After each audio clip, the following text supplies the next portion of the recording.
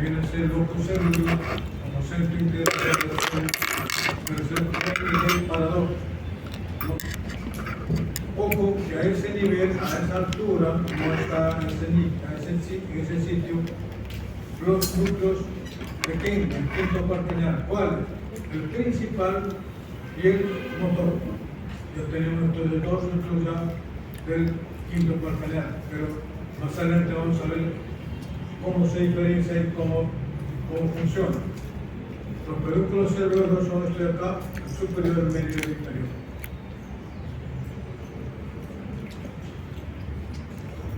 A la hora del triángulo inferior, entonces ya conocemos ahora que en la parte posterior, en el surco medio posterior este de acá, es como si continuara con la media orbital, pero acá sabemos que está cerrado por el óvix, ¿no? Que viene a ser la tela familiar que va a cerrar y no dejar pasar que el líquido salga por ahí.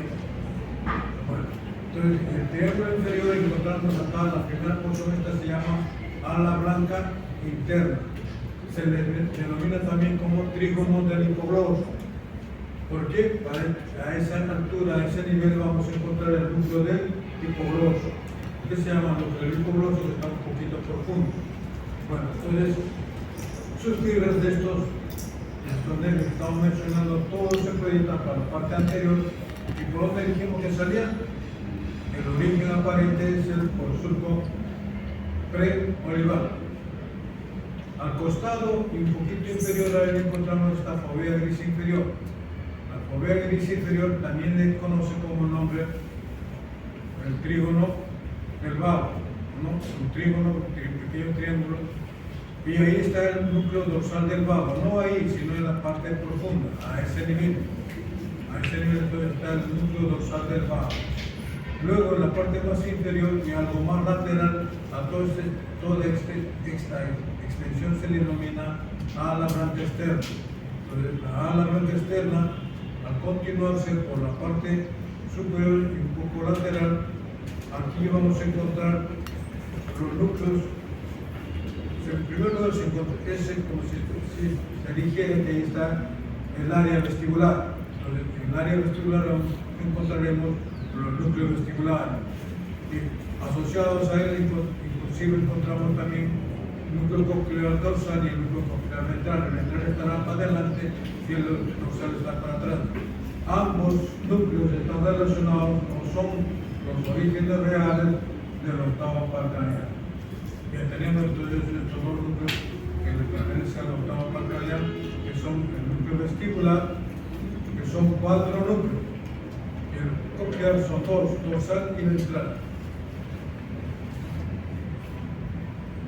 No olvidar que aquí estos núcleos que están acá son los núcleos propios del bulbo y de bulbo. Resulta entonces que acá hemos considerado que está el óvulo y la superficie que pertenecen al tronco que rodean a ese óvulo prácticamente es el área postrema. Este área postrema es un quimioreceptor emético, quiere decir que pertenece a los núcleos paraventriculares o circunventriculares. En esa zona no existe entonces la barrera hematoencefálica y tampoco no existe las capitas ependimarias que cubren el cuarto ventrículo. Entonces es como si estuviera desprotegida. Entonces por eso que es un sitio muy receptivo a cualquier sustancia que circula en el líquido cefalorraquídeo. Puede ser hormonal, puede ser bioquímico, el mismo citoquímico o algún tóxico. Por eso se dice que es el centro de México, centro del vómito. Que cualquier sustancia llega por ahí, inmediatamente uno, sin causa aparente, puede comenzar a tener vómito. Podríamos decir, por ejemplo, que es un sitio que está recibiendo información, por ejemplo, de la madre que está gestando, entonces el progestágeno, que está elevándose progresivamente en la gestante, puede ser que irrite y por lo que la madre comienza a tener sensaciones nauseosas, ¿no? Y que progresivamente se va a ir acostumbrando y debe pasarse o para olvido. Obviamente que si uno está cuando uno está precisamente un poco incómodo con el embarazo porque no fue preparado, no estuvo preparado, va a tener más disociación y va a tener más predisposición por el vómito. En cambio, si la madre receptiva estuvo preparada emocionalmente, se preparó, posiblemente va a ser más tolerante. Y al tolerante el centro del vómito como que no le va a producir estrago.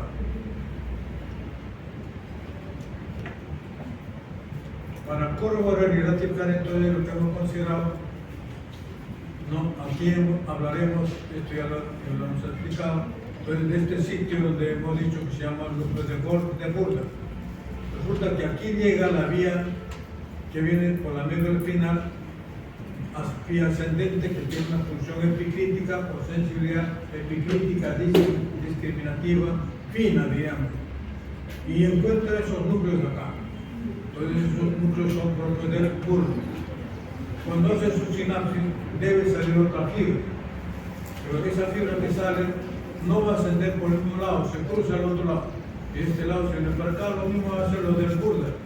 Burda de este lado cruza por el otro lado y el otro de este lado cruza por este lado. Y comienza a ver otro fascículo, otra vía. Ustedes saben que cuando un fascículo llega a una neurona, le deja su información y de esa neurona sale otro fascículo que va a tomar otro nombre. Entonces ya no le voy a llamar fascículo delgado ni la cuña, se denomina el hemiscomedio.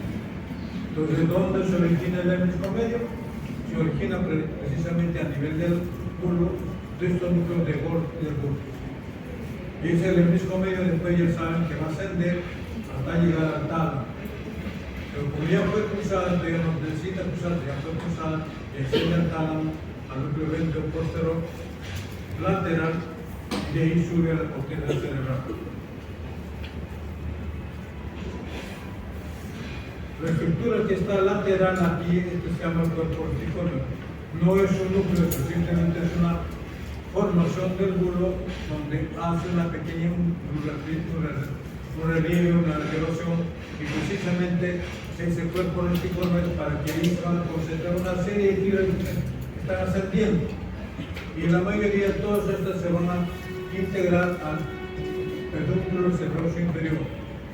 Y este pedúnculo seroso inferior se va a introducir totalmente al cerebelo. Entonces, todas las fibras de acá se van a ir al pedúnculo y del pedúnculo se van a introducir al cerebelo.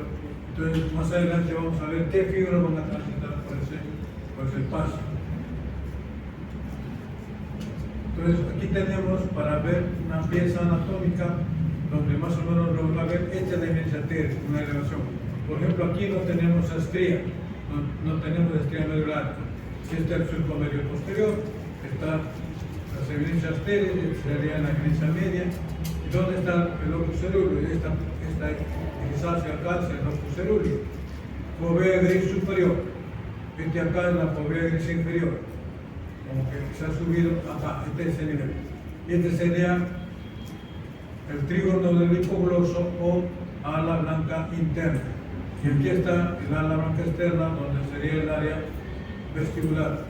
Resulta que a la profundidad de acá debe continuar un núcleo que se llama núcleo espinal del quinto. Acá tenemos el área postrema, que no es lo mismo que el lóbulo. El lóbulo viene a ser el cierre por la tela cobiliar, que nos cierra los tapices. En cambio, el parénquima troncal, que está adyacente a ese espacio, se llama el área postrema. En los niveles superiores, lo que encontramos acá es la glándula pineal. Estos son los tubérculos palpebral superior, el inferior. Estos son los brazos conjuntival inferior y acá está el brazo conjuntival superior. Acá vemos un núcleo geniculado, el medial, el lateral no está. Esta es la glándula pineal. Bueno, entonces, aquí sí existe el surco subclavicular y acá está la válvula de división. Venido desde la válvula de división. Acostadito estaría posiblemente la emergencia del corto patranal. Vamos entonces a empezar a hablar de la sistematización del tronco encefálico. Entonces empezaríamos a hablar de los núcleos de los padres craneales. Miren cómo están ubicados los padres craneales. Los núcleos de los padres craneales están ubicados en columna. y cada columna tiene su modalidad. Entonces, en este lado, al lado izquierdo, digamos, tenemos todo lo que es sensitivo, y el lado derecho todo lo que es motor. Y los motores empezaremos por la línea media. Estos que están en rojo son somáticos, somatomotor. Podemos decir que es especial porque es para cranear. Sigo general, digamos, somático del cuerpo, simplemente para diferenciarlo como especial para cranear. El primero entonces es el tercer par craneal, oculomotor. El otro par craneal viene a ser el cuarto, el troclear. Luego bajamos un poco más, todo está en el mesencéfalo. Ahora, en la protuberancia encontramos este que se llama el sexto par craneal, el 12. Está en la protuberancia. De esa misma modalidad encontramos acá el hipogloso. El hipogloso que hemos dicho que estaba a nivel del alma blanca interna contigo la hipogloso. Aquí terminamos entonces con todo lo que es somatomotor. Ahora, cuando también se puede denominar decir motor eferente, todo lo que sale del motor. Motor eferente, somatoeferente. Eso no nos confundir y alterar y no reconocer. Quieren entrar allí.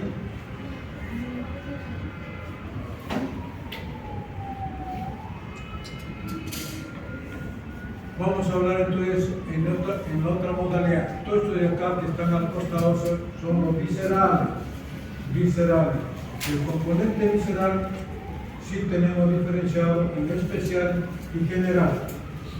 El general viene a ser, aparentemente sí lo conocemos como visceral.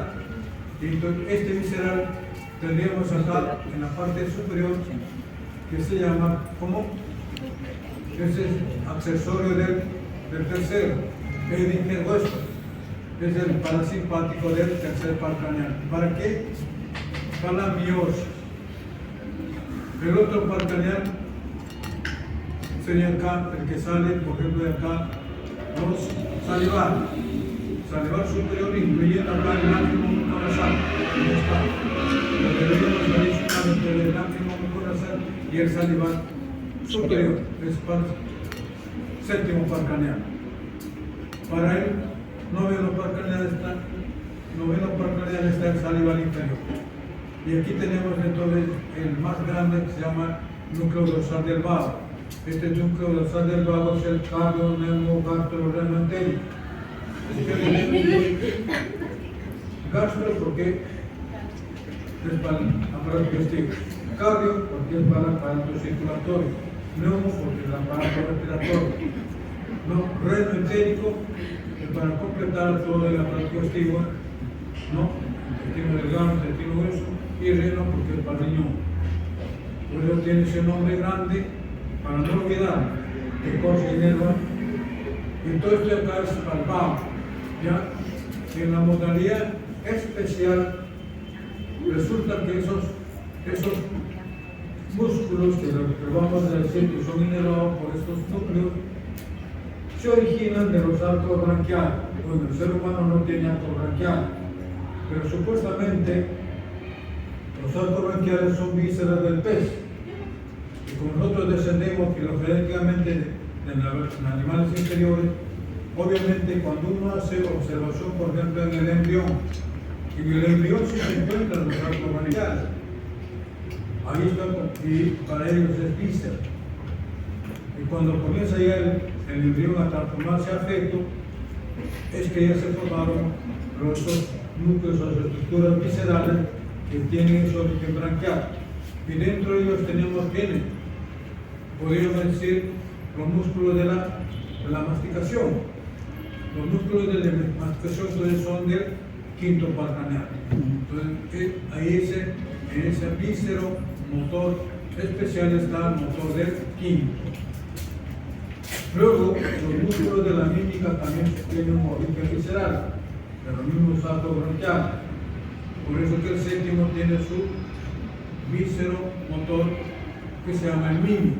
Podemos considerar el mímico entre los músculos de la mímica o de la cara, ¿no? Cutánea. Y este núcleo de acá es el núcleo más grande que se llama el ambiguo. Todo el núcleo se llama el ambiguo. Y este ambiguo sirve para qué? Para dar origen a 3 pares craneales. Por eso el noveno, una parte, el 10º bastante extenso y un poquito para el 11º para atrás. ¿Qué cosa inerva con este núcleo? Digamos, inerva todo lo que es la faringe, laringe, ¿no? Incluyendo, podríamos decir, hasta los músculos intrínsecos y extrínsecos de la laringe. ¿Por qué no hablar de la faringe? Entonces, estos 3 pares craneales de una u otra manera inervan esa estructura que la conocemos de secreción de cuello y difusión de cara. ¿Ya? No olvidar, entonces, que del ambiguo se originan 3 pares craneales, noveno, 10º y 11º. En ese sentido, ustedes tienen que ir captando cuáles son los orígenes de cada par craneal.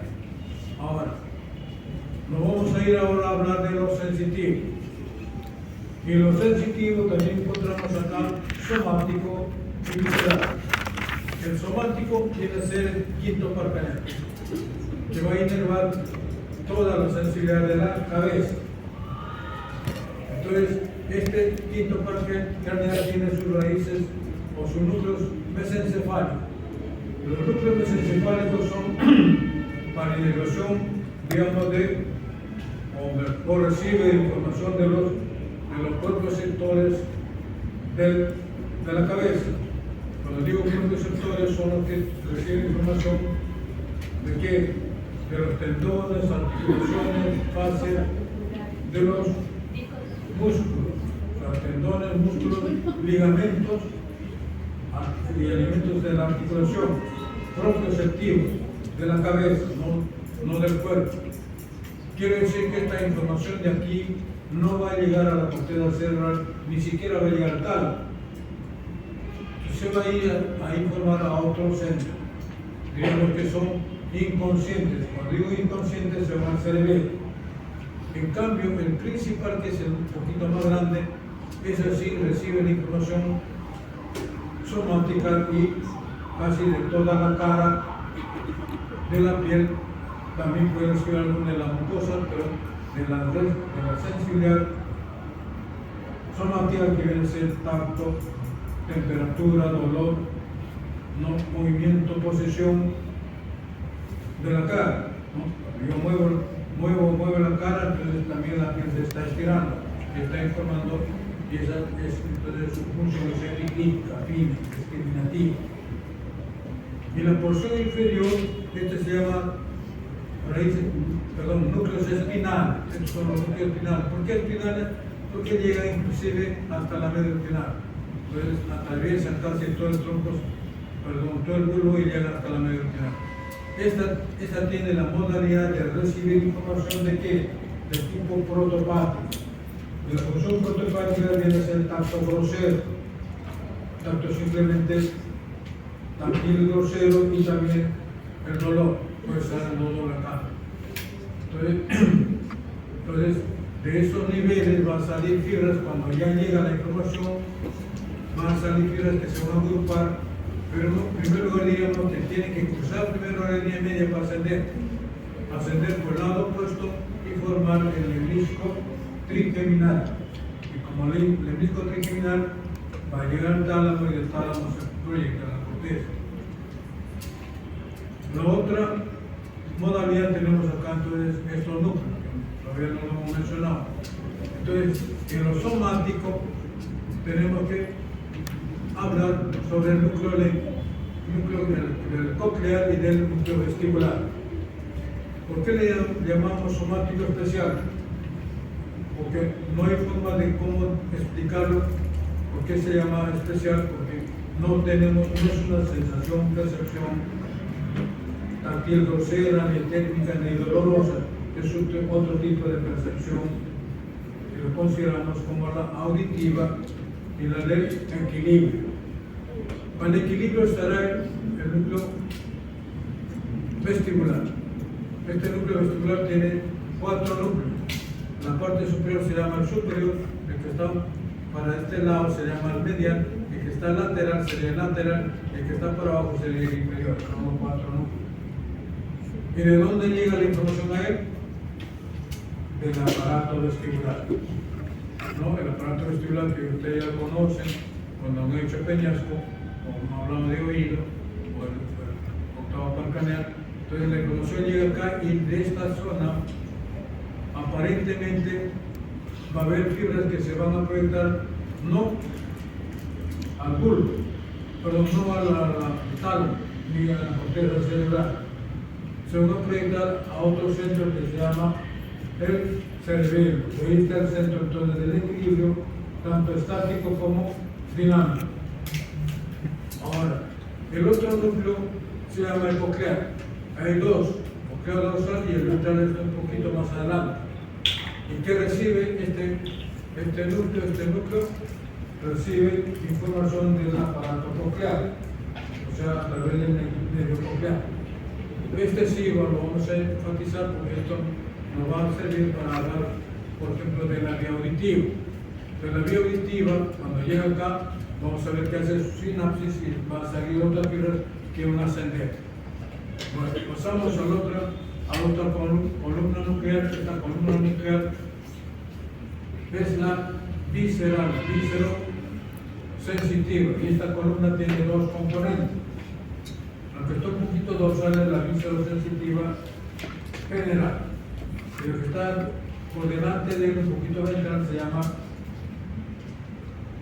la viscerosensitiva especial, y lo especial se conoce anatómicamente como el núcleo del fascículo solitario. El núcleo del fascículo solitario, su función viene hacia la gustación. Resulta que este núcleo, entonces, a este núcleo le van a llegar fibras que vienen por 3 nervios. El nervio que trae más fibras para él va a ser el séptimo par craneal, por el tímpano del macho que recoge fibras gustativas de la lengua. Y esas van a tener que hacer su sinapsis acá. Otro par craneal, entonces podríamos decir que va a estar el noveno. El noveno sería un poquito casi intermedio. Y el noveno también tiene fibras que recibe de la lengua del tipo gustativo. Obviamente pasa por su núcleo primero, el núcleo inferior del gloso faríngeo y luego ingresa para hacer sus sinapsis en ese nivel. Y el décimo también trae fibras gustativas, prácticamente la porción posterior de la lengua, el tercio casi nada, pero es el tercio posterior. Entonces el noveno par craneal, perdón, el décimo o el vago trae fibras y va a hacer sus sinapsis de este nivel y todas esas fibras van a ascender. Pero para ascender las fibras que salen de este núcleo gustativo tienen que cruzar. Cuando cruzan la línea media, por ahí se incorporan, no es que se incorporan totalmente, se ponen adyacentes al trigeminal espinal, o trigeminal, perdón, hacia el menisco trigeminal. El menisco trigeminal entonces lleva fibras del quinto par craneal y lleva fibras del núcleo gustativo. ¿Sí? En el núcleo amigo también dijo que estaba el 9, 10, 11. Claro, sí. Ah, ya, entonces en ambos, el 9 y el 10. Por eso le he dicho que los pares craneales tienen siempre más de 2 pares núcleos. Pueden tener 4 o 5, bueno, eso le vamos a, ya ustedes van a ir concretando, ¿no? La mayoría tiene 3, unos tienen 2. Por ejemplo, el primer par craneal, el tercer par craneal tiene 2 núcleos, por si acaso. El motor y su adyacente o accesorio, que se llama el hueso. Este es parasimpático y el otro es somático, ¿no? Entonces, cuando hablemos de los entornos secuencial, cuando hablemos ya de la descripción sistemática, vamos a ir mencionando uno por uno. Entonces, vamos a ir resumiendo para pasar directamente a la disección. En la disección vamos a hacer los cortes. En el mesencéfalo no olvidar entonces que tenemos que somatomotor, tercer par craneal. Otro, lo accesorio es el visceromotor. El visceromotor todavía general, por si acaso no vamos a confundir y decir especial. Y aquí está el accesorio, también llamado epitelar. El cuarto par craneal solamente tiene somatomotor, no tiene otro. En la protuberancia entonces tenemos acá, el núcleo principal es epiclítico, es somatosensitivo general. Y su motor del quinto par craneal es visceromotor especial. Aquí sí tenemos visceromotor especial. El sexto par craneal es solamente también somatomotor, un solo núcleo. El séptimo tiene varios, ojo. El séptimo tiene entonces el motor del facial, que viene a ser de qué modalidad, visceromotor especial. Luego tenemos el núcleo lágrimo-muconasal. Este es visceral de tipo general. El núcleo salival superior también visceral general. O sea, visceromotor general, visceromotor general. ¿Por qué visceromotor? Porque hace trabajar a la glándula. O sea, en la glándula tenemos musculitos pequeñitos, son los que hacen para excretar. Así, no es que el nerviosito entra a producir la saliva, no. Hace trabajar a la glándula salival y ese producto lo hace eliminar con sus musculitos que encontramos ahí. Entonces pasamos a nuestro al octavo par craneal. Cuando hablamos de estos pares craneales, el séptimo y el noveno y el octavo, perdón, prácticamente lo encontramos en limítrofe entre la protuberancia y el bulbo. No están bien definidos si pertenecen. El sexto sí pertenece, el quinto sí pertenece a la protuberancia. En cambio, el séptimo y el octavo, como si estuvieran casi en el límite entre protuberancia y bulbo. Entonces, de acuerdo a su núcleo, podemos definir de repente su origen aparente o su surco. Eso no lo cuestionamos. El origen real es el que tenemos que recordar y asociarlo definitivamente. Entonces, por eso hemos puesto como si son limítrofes. Y este coclear tenemos tanto el coclear dorsal y el ventral. El núcleo vestibular prácticamente se encuentra en el piso del cuarto ventrículo y hace su extensión en el arqueón vulvar. En el bulbo entonces encontramos acá el núcleo ambiguo, que lo hemos dicho que viene a ser para quién, es de la modalidad visceromotora especial y sirve para el noveno, el décimo y el onceavo. Y aquí tenemos el noveno, el salival inferior, que es también visceromotor general, aquí es general por si acaso. El núcleo espinal del quinto, el protopático, o sea, obviamente es víscero, no es víscero, este es somatosensitivo, sino por su modalidad protopática es para la percepción táctil grosera, térmica y algo dolorosa. El núcleo del fascículo solitario es una visceral, viscerosensitiva especial, ¿no? ¿Y sirve para qué? Para recibir información del séptimo, del noveno y del décimo. Entonces, estos son como si fueran sus orígenes reales de estos pares craneales. Pero vemos que nuestro séptimo tiene también otro. Cuando le pregunten, mencione los núcleos del séptimo par craneal. Posiblemente todos se acordarán del mismo, visceromotor especial. Y los otros se van a olvidar. El lágrimo-muconasal, visceromotor general. El salival superior, visceromotor general. ¿No? ¿Y de qué modalidad es el mímico? Es de visceromotor especial. ¿No? El dorsal del vago es el que hemos considerado como castro renotérico. ¿Y qué modalidad es? Es visceromotor de tipo general, visceromotor Motor vegetativo o visceral es igual, vegetativo o visceral en general. Hay un núcleo que se llama el sensorial visceral, viscerosensitivo, y este viscerosensitivo también recibe información del noveno, del décimo y del onceavo. Estas fibras, por ejemplo, se van a acoplar también a la vía del trigemio. Y como trigemio van a llegar entonces también a nuestro tálamo, y el tálamo se van en la corteza cerebral. El hipogloso, estos son motores, no es especial, acá error. El hipogloso es somatomotor, nada más, no es especial. Bórralo.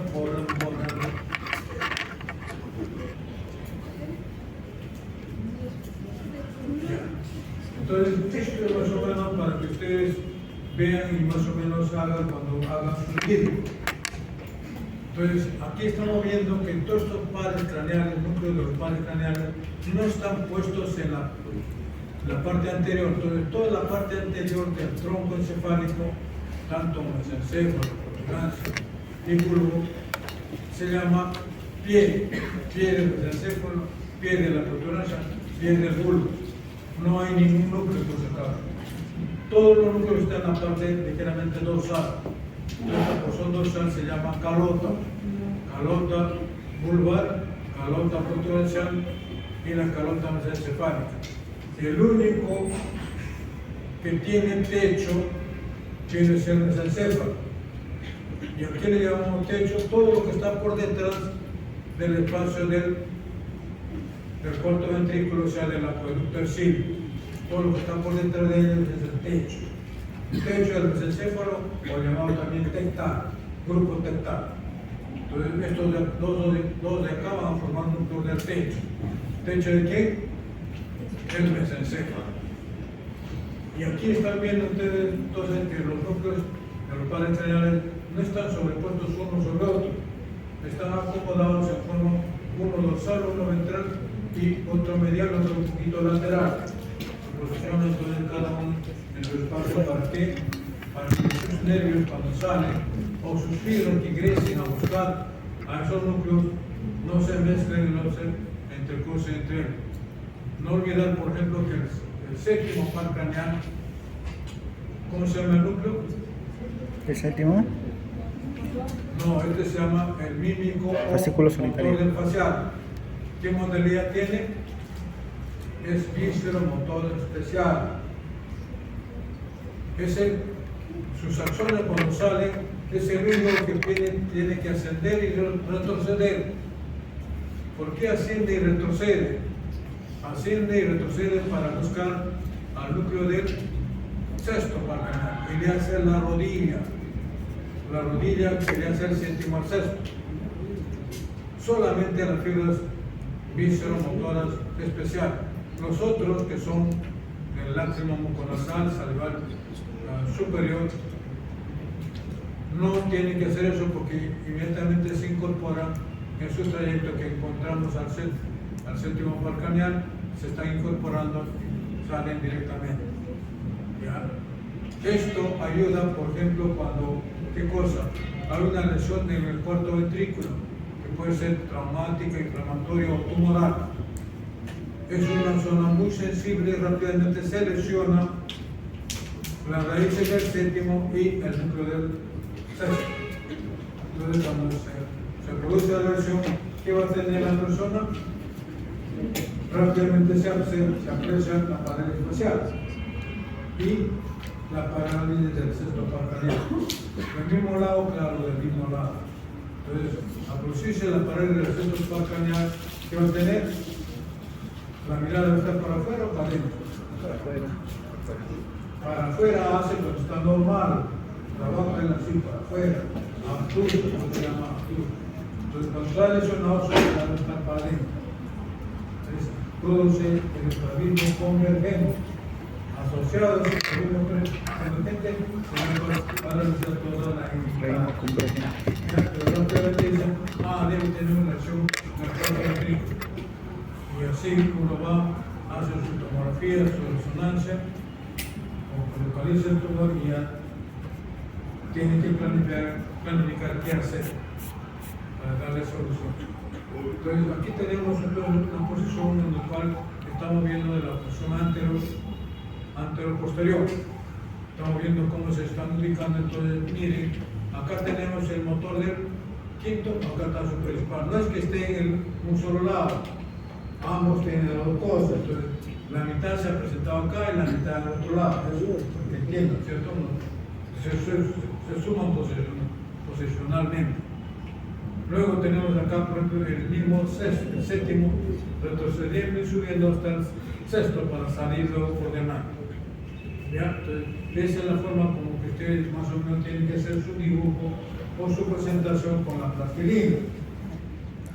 Obviamente, para que no se sobreponga así, pueden hacer 2 o 3 pies. Cuando uno hace la posición antero-posterior, solamente hago 3 pies.